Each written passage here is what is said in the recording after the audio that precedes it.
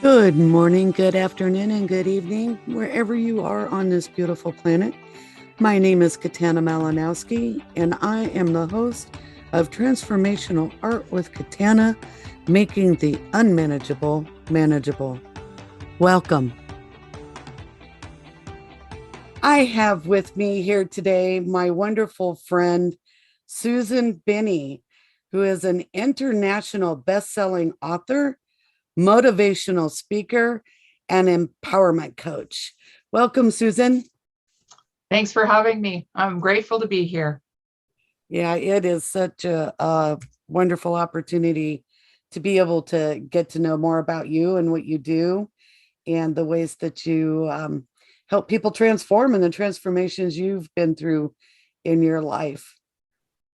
So that leads me into the first question, which is, who is Susan Binnie as a person?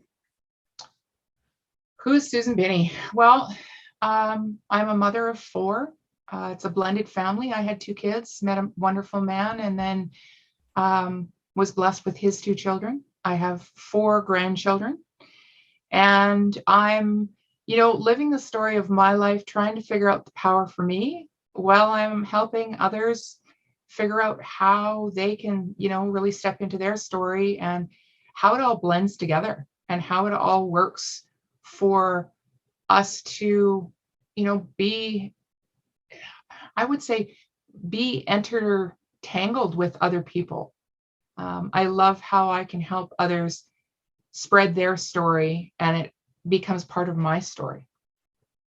Yes, I like that. And we share that in common where we help people use their story to empower them. And that's a beautiful thing. What is it that makes you happy? Oh, I would say the biggest thing that makes me happy is when I can empower other people. And, I always have said I live my life selflessly because when I empower others, it empowers me. And uh, being happy is not just, for me, it's a state of mind. Okay. So it's about being happy in my marriage, being a happy mother, and being a happy coach all at the same time. And, when I can bring out a story in someone and help them stand in the power of that, right? Whether it's a good story, a bad story, regardless of what that is, when they can stand in the power of what is that teaching them and how are they learning and growing? Mm, And they say to me, Susan, wow, thank you. You've made a difference in my life. It makes me so happy to know that I've fulfilled my purpose and I'm helping them to, really step into a life that they love and learn for themselves to be happy in return. So it's sort of that domino effect. yes, I love that. And happiness is one of those things that I've learned over the last year and a half is really about our being able to fulfill that ourselves. Mm-hmm. It doesn't come from the outside world in. It comes from within ourselves, and it's not always a continuous state of mind. Yeah, absolutely. And to live on purpose with purpose really brings me joy. And when I can share that with those immediately around me, like I say, my husband, my kids, and I can really have the life that I want, and I can be a role model for the next generation, my grandkids, right? And I know that my grandkids will have that legacy left behind of I can do anything I set my mind to, and it's nice to know that I have sort of modeled for them what happiness is, and then they can mold it into whatever they want for themselves. Yes. And with that, I want to say that I also learned that as we make these changes, I know for me that it was difficult to understand where happiness came from. It wasn't something that I had in my life a lot. up until within the last several years, where I began to understand how happiness comes about and where that it's not something that's a constant state. And when we make these changes and improvements and healings, that it actually heals and changes generationally. Yeah. Yeah. Yeah. And sometimes that's coming from, that whole idea of generation, that intrinsic thought of, did they live a good life? Were they happy? And does that have a ripple effect, right, on me and then on the next generation? And, I love what you said about, we don't always have to be happy, because we're not always in a state of happiness. Sometimes we're in a state of doubt or a state of bewilderment or just uncertainty. And in those moments, it helps me ground and come back to center and say, okay, that happened. And I stepped into that part of that story. This is what I learned. And through that, I now can bring that back into that happy state. Yes. Yes. Yeah. It's about the, frequency, length, and intensity, as I learned from Rhonda Britton. It's how long you stay in each one of those different states. So as Right. long as you have the tools and the ability to bring yourself back to a state of happiness and be able to get yourself out of those stories that we get stuck in our minds, that can spiral us down into potholes or rabbit holes, as my friend likes to say. It's such a beautiful thing. And I'm so glad that we both work to help people change those narratives in their minds, and also to bring them forth externally to share with others.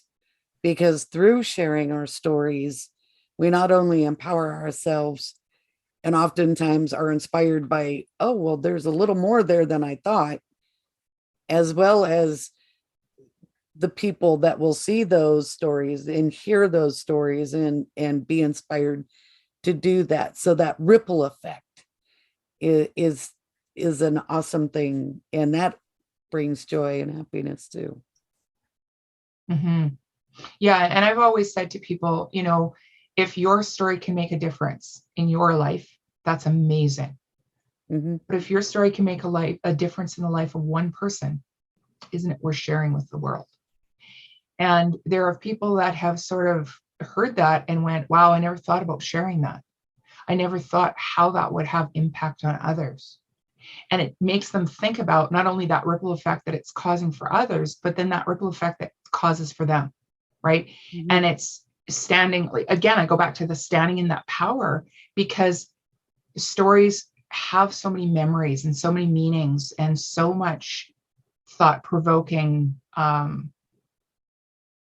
narrative in them, to bring you back to, to bring you back to home, to bring you back to, why is it, and what is it about that that makes me happy and can bring joy to others? Yeah. Yes. And before I move on to the next question, I just want to touch a little on what we were talking about before we started the show. Was oftentimes it's the ugly stories, the ones that we don't want to say, to think about, or to tell, that are going to be the most powerful for ourselves and for others. Yeah, absolutely. Just a couple of days ago, I had the opportunity to speak from stage and tell the story that I stand in, all about, can and can't, and how the word can't was put into my daughter's vocabulary. And I helped her take it out of her world, but didn't take it out of mine, and how I worked through that. And now, once I've learned to take the word can't and other words that are not helping me grow out of my world, and I can do that for others as well. And that's, a lot of the work that I do in the empowerment. But in that moment of telling my story, and there was so much power in it, afterwards, I started to reflect, and I had the blessing of having my daughter there. And she sees so much in me that that I don't see. Just like I see so much in her that she doesn't see. And when she said to me, well, you know what, Mom, maybe it's time to tell a deeper story. Maybe it's time to tell your story. And I kind of looked at her and thought, and what is that story? And what should I be sharing? And how should I be sharing that? And she just kind of looked at me and said, Mom, I think you know. And it really brings a lot of thought out of, what is that deeper story? And what is it that we know? I want to say, what we teach is that we need to know the most. And we can bring it out of others, but not out of ourselves. And so, that whole power around what is it that I'm afraid to share with the world? And I think I'm an open book, but there's something deep inside of me that once I share with the world, the power that has right now on me, that's maybe keeping me a little bit smaller, or keeping me a little bit more stressed, or keeping me a little bit more less than, once that's released out of me, it won't have that power on me. Right.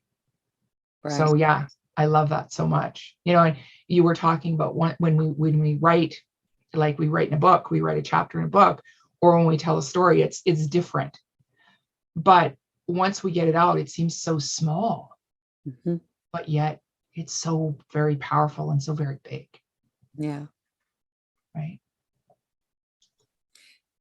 So this leads me into the next question, which is, what is it that makes you sad or angry? Wow, hard questions. It's funny, that makes me laugh, because what really makes me sad is, one of the biggest things in business that makes me sad is when I go to an event and I hear people speaking, and I know there's so much more to their story. There's so much more that they could be releasing and sharing, and they don't, for whatever reason, right? They're afraid to step into it. They're afraid to release that. And it makes me sad, because we can grow and share through everyone's experience. And to know that somebody isn't able to express that, it's sad. And I have this blessing or this curse, depending on how you want to look at it, of being an empath. And so there's a lot of times that the sadness that I feel isn't mine, and that the anger that I feel isn't mine. But I've got a lot of personal sadness, just in, ways that my kids were bullied, maybe for being different, or for wanting, I know my youngest daughter, she wanted everyone to be happy. She wanted everyone to get along. And in a school system, they just don't, right? But she thought that everyone should, and everyone can.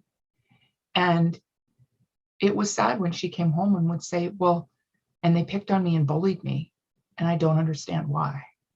And as a result, she ended up getting kicked out of school, because, the school system didn't know how to help her and handle her when she was the one being bullied. It wasn't the other way around, right? And so that made me really angry. And I remember this one time where I was actually really angry and really sad all at the same time. And they're very similar emotions, because it brings so much out of us.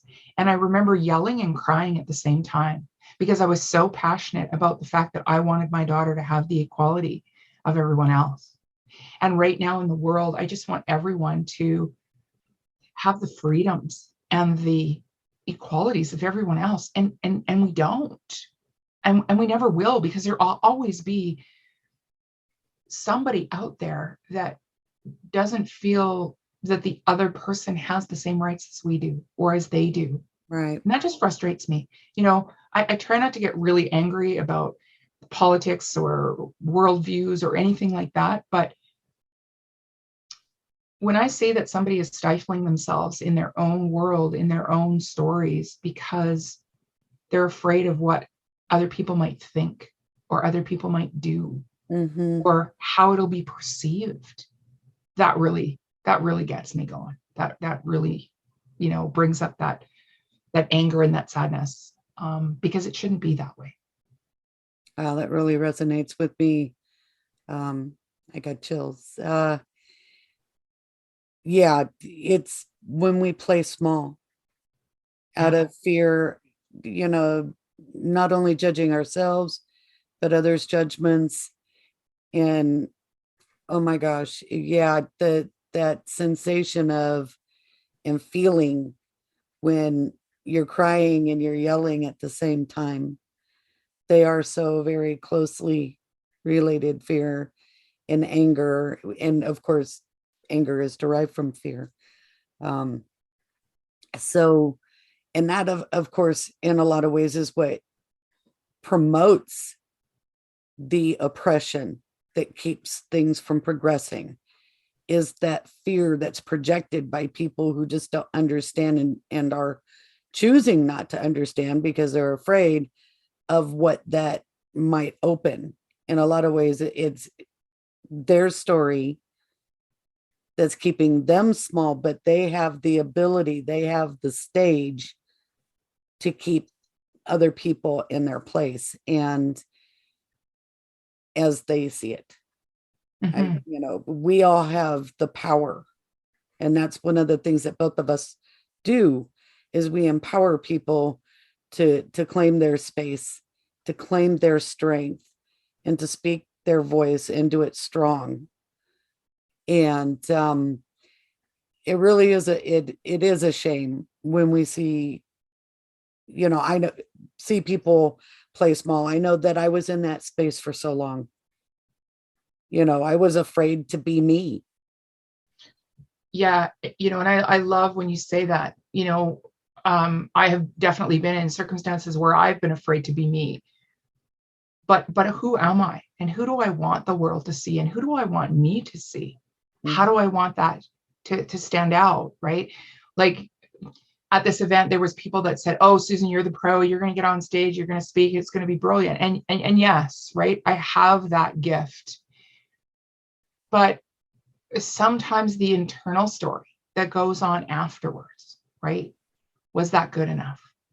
Um, should I have said? Could I have said? Did I say?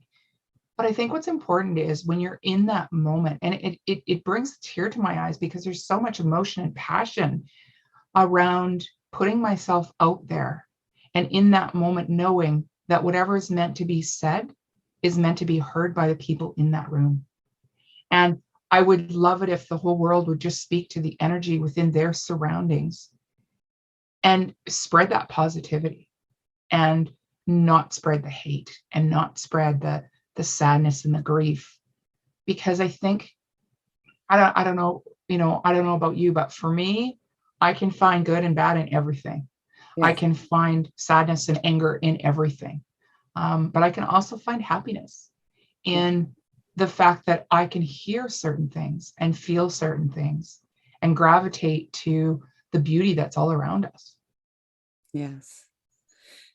I wanted to speak to the empath part that you mentioned. It is something that I learned over the last few years is that where I pick up on other people's energies. And I finally learned to separate when it's my energy and when it's other people's energy. I finally realized, oh, I'm an empath. That's what's going on. Now I understand because it would get overwhelming at times. And I didn't understand why, if I was near a specific group of people, that, I could pick up on the extreme negative energy or the extreme elation that might be in the space, and just those extremes, and now that I understand this, yeah, it definitely it makes a difference, and it's all part of I almost feel like we feel other people's stories. Yeah. And when you do feel other people's emotions or stories, to and we all have that ability. Okay. I want to put that out there. Everybody has the ability to feel other people's emotions and feelings. It's just who is open to it and who is meant to. We're not all meant to do the same thing. We're not all open to being exposed to other people's stuff. And I find there's more women than men that do it because we are wanting to learn more about other people, and we're wanting to, spread the love and spread the sharing and the growing. And when you said it took you a while, and it does, it takes you a while, but I find for me, when I'm around that good energy and I'm not feeling great, it really helps lift me up. And so I've come to appreciate, whether it be online, whether it be in person, to really surround yourself with those people that have that great energy, so that you can, share your stories and share in their stories as well, because so many things that we hear are relatable to us, and it can bring out our strengths, sometimes brings out our weaknesses.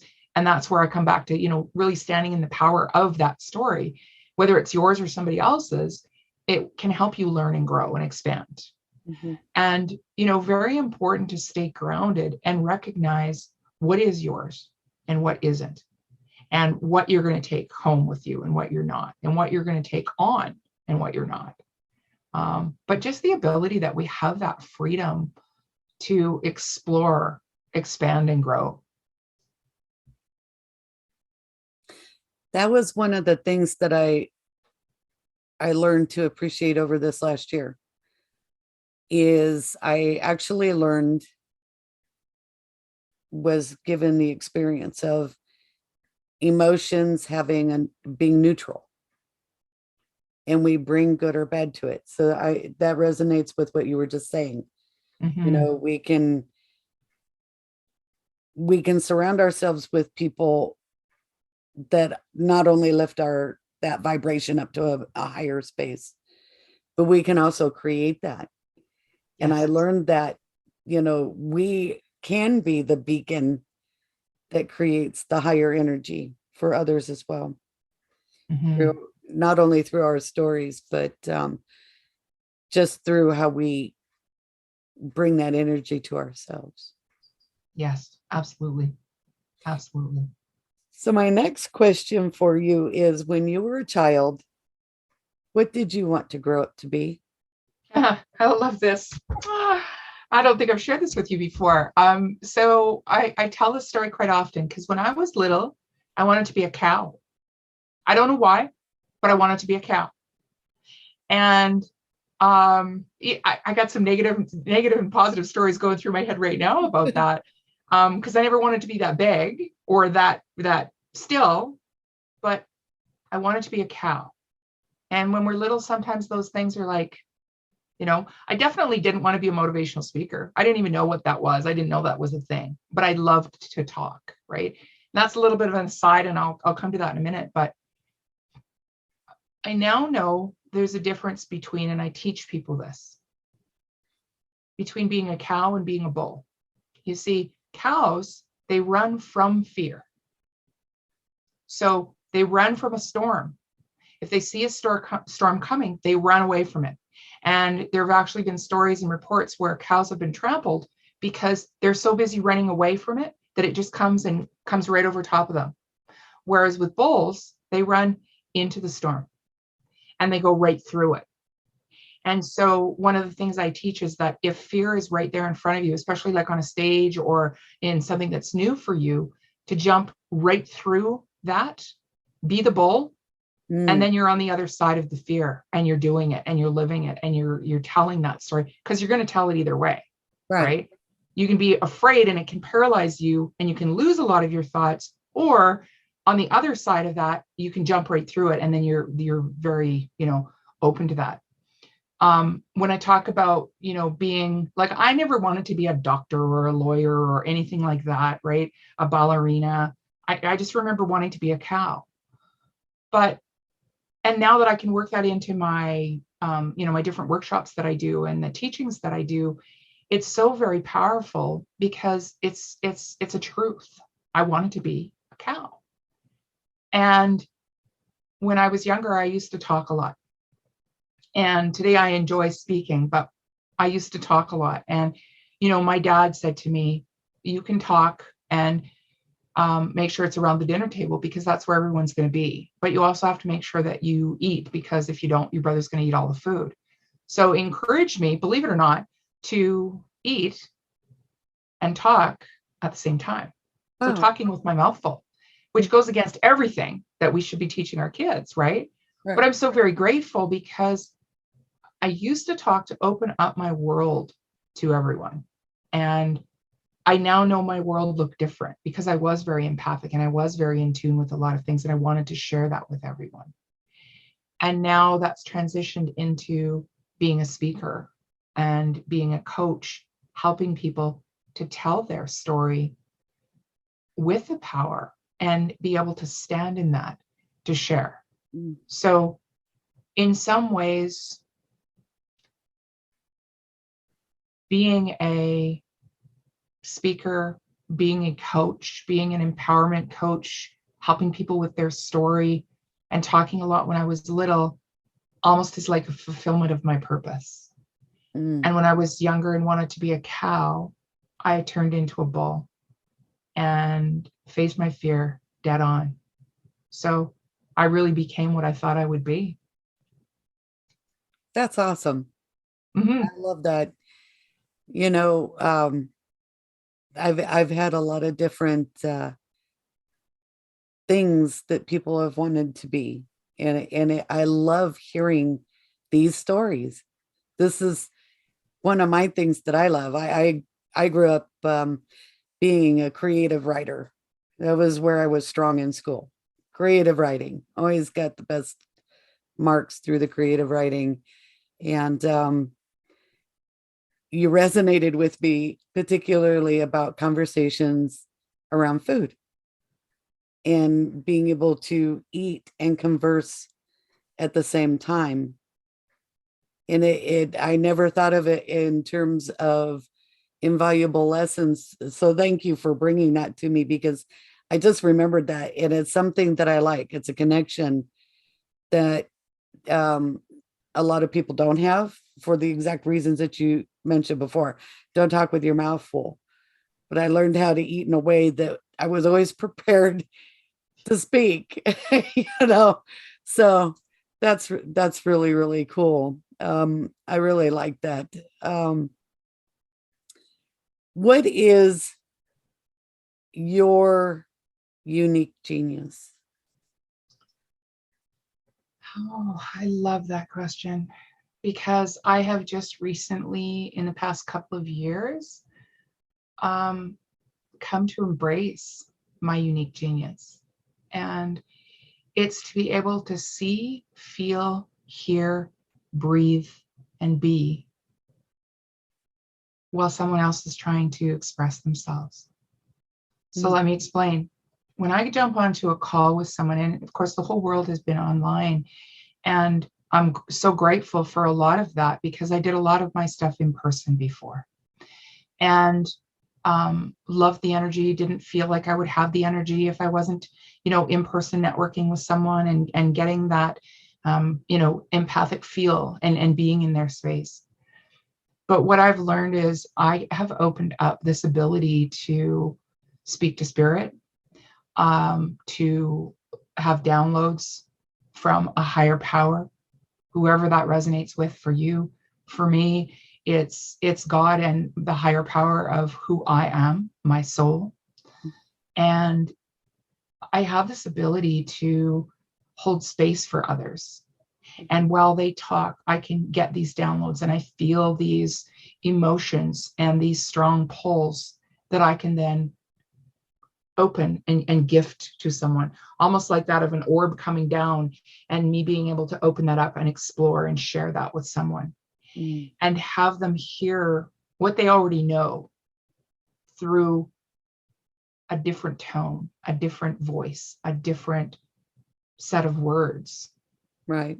to really open up the core of what their story is. And so I embrace that. I don't fully, I don't know, a quote unquote advertise the woo, if you will, but it's the fact that I have this unique ability to hold space for others while their stories are shared. And then I can hear that and know instinctively how it should be. So maybe they're saying the beginning of the story, and I say, no, no, no, no, that's not the beginning. That's actually the end. Mhm. and switching that around and helping them see the power in really putting it into the right order. So that's really a unique ability that I have, and a gift that I embrace and share with others. That's beautiful. I love that. Yes, in a lot of ways, I feel that being online for the last year and a half, nearly 2 years now, that we've actually been given an opportunity to expand upon being able to connect in a bigger way Yeah. with, Yeah.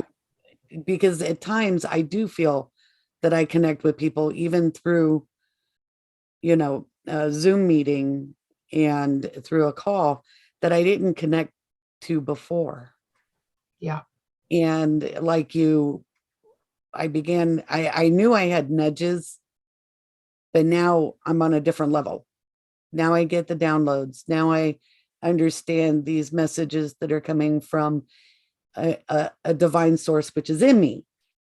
It's there, and I'm connecting with the main energy. I also use God and the universe, and you know, um, I embrace all different terminologies. And it's a beautiful thing because I've watched so many others as well that have developed this over this time, and it was almost a way for us to stop and understand where our connections were in person and to strengthen them without being in person. Yeah. And knowing that, you know, uh, I don't know about, for you, but I think I can speak this for everyone and say that when we were in person, it was a very local thing. I went to a lot of events and I did a lot of things outside of my city, my country, my province. I'm from Canada, and so I did a lot of stuff in Southern California. And when I started my entrepreneurial journey, I didn't even realize that there was entrepreneurs in Edmonton because I was exposed to someone in Ontario, Eastern Canada, and then down into Southern California, into Florida, and one coast and the other. But when I came to an event here in Edmonton and realized there's a lot of entrepreneurs right in my area. And then we start to do live events and we cultivate all of those people that are right close to us. Right. And through the online world, I mean, I'm so very grateful because the power that's given me that will stay, because I have connections all across the world through the comfort of my own home. And I can still connect with them energetically, empathically, spiritually in the same way as I could, in person and through the power of Zoom. Like, I don't know that I would have ever met you, because the person that we met through probably wouldn't have created what he created online if we'd still been offline. And so just the beauty in the timing of everything, Yes. and how it's meant to be, and Yes. just appreciating that, right? Absolutely. Yeah. And I feel the same way because, yes, I do believe, like you, that we probably wouldn't have met if it hadn't have been for these virtual events that were developed as a way to connect when it looked like nobody was going to have a way to connect. Right. Oh, what are Right. we going to do now? Yeah. Tony Robbins talks about it. He was like, well, I went there and they said no. And I went there and they said no. And he kept going and going and going. And he's like, okay, I'm not taking no. How am I going to do this? And then he too found the power of Zoom and reaching out virtually. And I know for myself, I now have friends and connections all over the world. I have friends in Africa and Yes. Australia, and these are places I've never been and may never get to. I don't know, but that worldwide connection, the human connection, has gotten so much more expansive at a time when we can focus. Like, we get back to what we were talking about earlier. This is it's not a great event. We were dealing with a virus that has taken, I think here they said 6 million lives globally now. Yes, that's horrible. It Yeah. is horrible. I have lost friends and family, and there's so many others that have as well. And at the same time, look at the good things that have happened. Animals have started coming in back that weren't there before, or at least not to the naked eye, because they were either hiding or just weren't in number, but they've been able to, increase in number, or just the whole beauty of everything that's been able to shift and change in a good way. Mm-hmm. Yeah. And And I just want to interject there real quickly and say about the quantum physics. Now, when somebody said to me quantum physics about 4 years ago, I'm like, okay, don't talk that. It's way above me. But when I came to embrace that everything that's happening is happening for a reason in the way it's supposed to, because if it could have happened a different way, it would have. yes, And so this was all meant to be, and to be able to embrace that, and coming back to your original question, to be able to embrace that and, be more powerful in the gifts that we have. And I think the vibration of the planet has changed, and people have experienced things. I know I have, in ways that we never thought we would. And I'm so very grateful that I can, and I do, yes, because it's helping me see who I'm truly meant to be. yes, I completely agree. It's a beautiful thing. With that being said, I'm going to move on to our next question, and that is, how did you get on the path that you're on today? Well, that's part of my story, and that's a big part of my story. A couple of things led me to this. One of them was, I think first and foremost was that I was in a career, a 9 to 5, Monday to Friday kind of job. My dad always told me, that you should be in a career and you should have tenure, and you're going to continue to work there. Then you're going to retire, and you're going to, what is retirement anyways, right? I'm on the Freedom 99 plan, like this 65 plan. I'm going to be doing this for a long, long time. Yeah. But I was at a job that I I want to say truly loved. And there was things about it I didn't love, but I was making a difference in the lives of people with heart disease and stroke. I worked for the Heart and Stroke Foundation, and I was there for 17 years. And after 17 years, I was downsized, and no fault of my own, but laid off. And it felt like I'd been fired, and it was the worst day of my life. And I learned to embrace that it really was the best day of my life. You see, 26 years ago, I gave birth to my daughter, who has a disability. And the doctors put the word can't into her world. You can't walk without a brace. You can't eat the same as everybody else.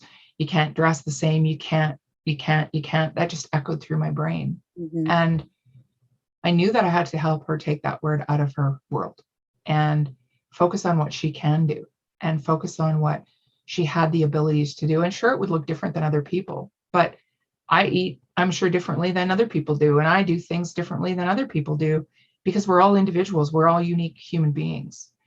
And it was no different for her. But although I took that word can't out of her world, right, and encourage her to do all of those things that she could do, I didn't take it out of mine. And so there were so many things that were, sticking points for me when I was told, well, you can't speak from your heart. You have to speak the statistics and the risk factors and the figures, and you can't write a letter to save your life. You should be, using templates. And I look back on all of that and realize what it really was that they didn't want me to have any power. They didn't want me to have any control. And, I realized that I kept saying to myself, I can't leave this job because it's security. It's my pension. It's the flexibility for my daughter and my family. I can't go anywhere. And now I look back and think it's a choice, and I could leave. I could have done anything I wanted to, but I wasn't meant to. I was meant to go through everything that I went through. And when I got laid off, I really took a hard look. Luckily I had some time, but I really took a hard look at what can I do? And I focused on all of those things that I had the ability to do, speaking being one of them. I was at an event and I say to people, I was at this event and I had the opportunity to reflect as an audience member and speak about, losing fear and finding my faith through the speaker that was on the stage. And people would come to me afterwards and say, wow, Susan, that was powerful. And wow, you're a great speaker and you should do that for a living. And it comes right back to that story of my dad who told me to talk when I was little, if I wanted to be heard at the dinner table, and find something I truly love to do and then figure out how to get paid for it. And I truly love to speak and empower others.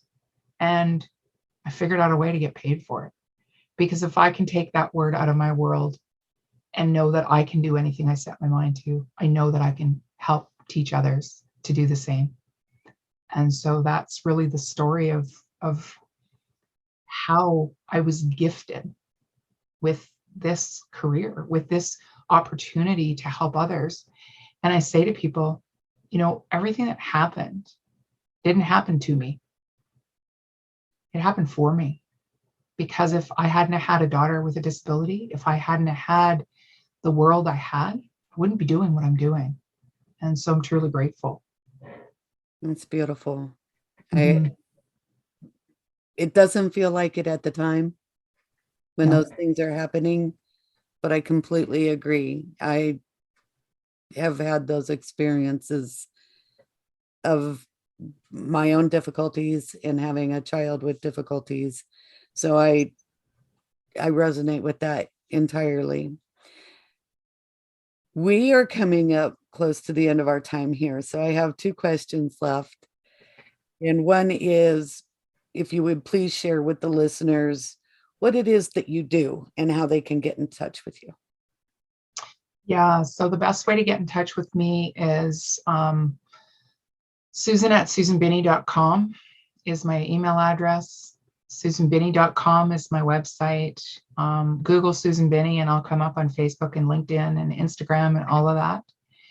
And really connect and reach out. If you want to step into the power of story, and really what I do is work with people one-on-one through programs, through different courses, and really help them either, twofold, either tell the story that you're meant to tell the world. That's the who you are, what you do, why you do it. And really about pulling out the right story in your life that resonates with people, because they will only remember 7% of what they hear, 23% of what they see, but they're going to remember 70% of what they experience. So I help people pull out that best possible story. And then on the flip side of that, if you're stuck and you're not able to move forward and have the life that you truly want, I'll help you recognize what that life is that you want and what the story is that you need to tell yourself on a daily basis to do what you can do, help you understand what you will do to get there, and help you to define who you are. And when you know who you are, what you can do, and what you're willing to do to get there, you can have the life you want. It's just about uncovering that. That's beautiful. Thank you for sharing that. So that brings me to our closing question that I ask all of my guests, which is, what is one thing you would tell your 18-year-old self?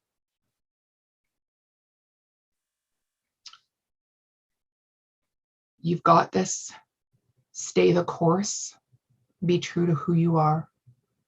And vulnerability will never be a weakness. It will always be a strength. Stand true to that and define things. Define things for yourself. Do not let society dictate any definition of any word, including success, because Susan, that'll be a big one for you.